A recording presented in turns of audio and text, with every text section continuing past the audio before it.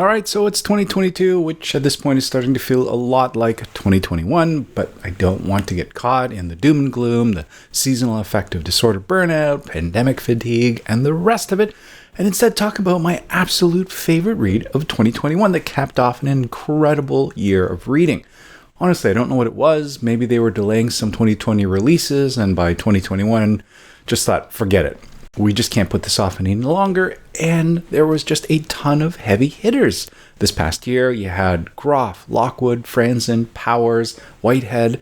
I mean, it would be easy for a lesser-known book or a lesser-known author to get lost in that shuffle, which is really a shame because Yoon Choi's debut short story collection, Skinship, was by far my favorite read of the year. The short story collection blew my frickin' mind and also reminded me, strangely enough, that Yoon is both a first name and a last name. Of course I'm familiar as a surname. My name is David Yoon. We have Paul Yoon of Run Me to Earth, but I keep forgetting about Yoon Ha Lee of the Nine Fox Gambit. So Yoon Choi is one of those last name names like Conor McGregor or Mackenzie Phillips. But I digress. It can always feel sort of hit or miss for me as far as short story collections. Sometimes they just sort of feel scattered and disjointed. And that's inevitable considering they're probably pulled from the author's, repertoire over a course of years and from different publications like The New Yorker or Granta or a bunch of different independents.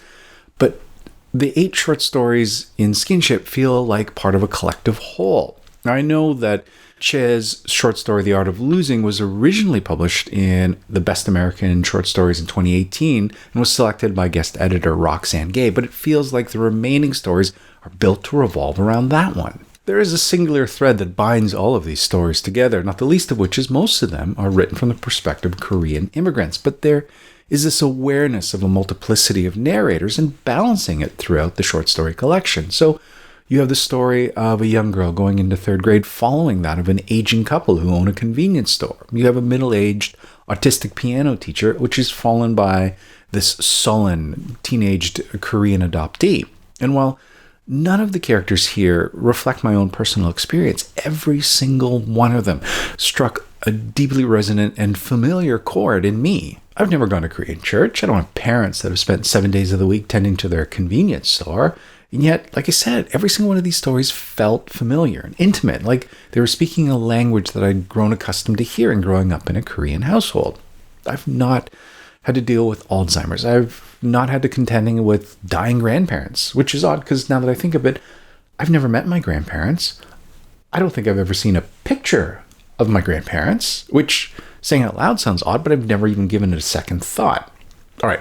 So long story. My dad left Korea and he's never gone back. He's not interested in returning. He was the youngest of 3 sons and his father was fairly affluent, owned a pharmacy, which dealt in modern medicine as well as traditional herbal remedies, not uncommon at the time.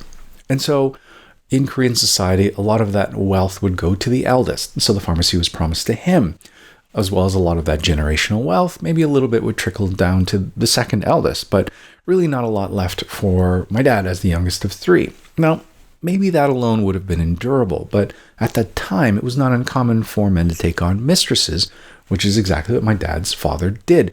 Took on a mistress who bore him a son, younger than my father, yet the eldest of the mistresses. And so a lot of that recognition and favor would skip my father to go to the mistress's eldest. And that was enough. My dad left Korea, went to Germany, traipsed around Europe, worked for a while before he came to Canada, where he met my mom. He's never looked back since. And my mom's story is a little bit different. Her 2 sisters are nuns in the one Buddhist faith. Now, traditionally Buddhists you think of as shaving your head, giving up all your worldly possessions, and living in a cave somewhere and carrying water and stuff. One Buddhists I like to think of as the Buddhists with all the money. They run more like the Roman Catholic Church. They take tithes. They use that to build schools and hospitals and mental institutions. And so my mom's 2 sisters have been within the faith for their entire lives pretty well. I actually stayed with them for a year in the monastery after my first year of university.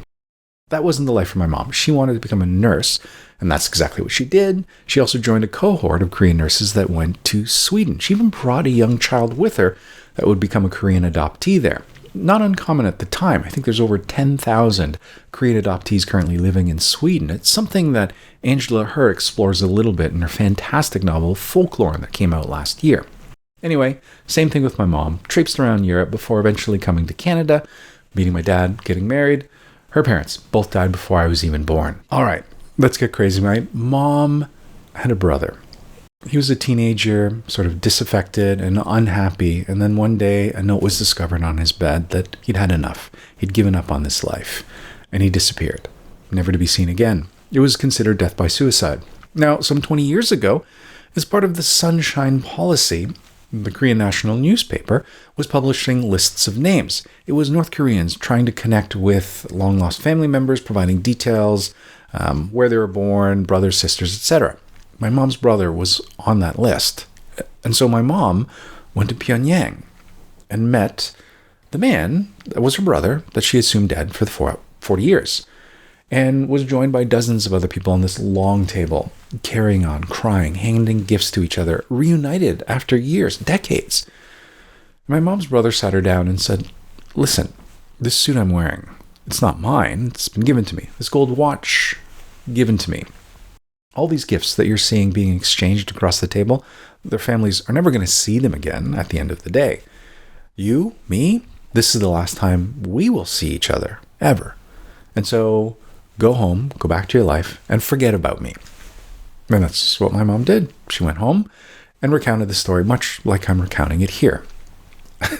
And my parents' stories, they're not in this collection, but they are so in this collection. What I'm trying to say is every story here feels immediately connected to my own personal experience. It's literary Easter eggs that are scattered throughout, that are embedded in moments and gestures.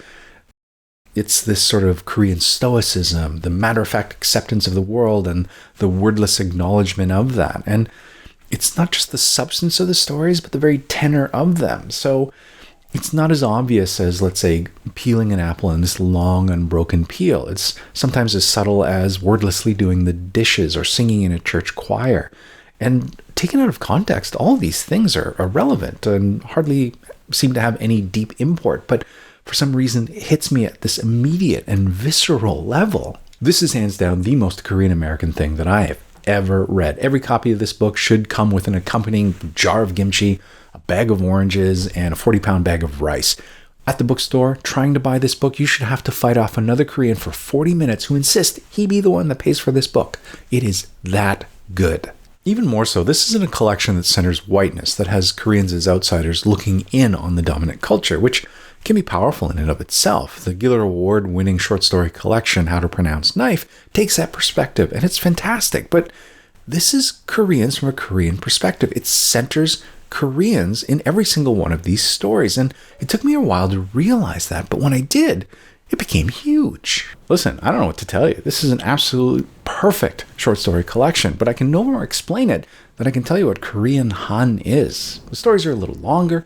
They're exceptionally written, but they never overstay their welcome, and it still unveils this massive world. I can't say enough good things about this collection. You don't have to be a second-generation Korean to enjoy it, but it certainly doesn't hurt.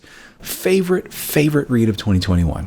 And talk about a sea change from when I first started BookTube as far as Korean-American authors go. And I know some of it is just my own rising awareness, but Korean-American authors now extend well beyond Chung-Rae Lee. It was a revelation to discover Alexander Chee, and then this year alone, Korean-American authors had a chance to read Angela Herr's Folklore, Tom Cho's Look Who's Morphing, there's Michelle Zauner's fantastic memoir, Crying in H Mart, as well as Disappeared Doppelganger, Disappear by Matt Salesi. I didn't even get to all the Korean-American authors that released books this past year. And so that is just incredible. Almost done The Inugami Curse by Seishi Yokomitsu. It is part of our Discord book club. Really enjoying it. Lots of murdery fun. The detective in the story feels like a progenitor of Columbo with his unkempt clothes, his tendency to scratch his hair and stutter. But it also has a real Knives Out feel with an otherwise awful family gathering together over a contested will that's going to distribute, incredible wealth to whoever it lands on. Anyway, just the sort of read I need to kick off the year. Otherwise, so far, so good. I hope wherever you are, you're staying safe and that you're having a great week of reading. We'll talk to you again soon. Bye.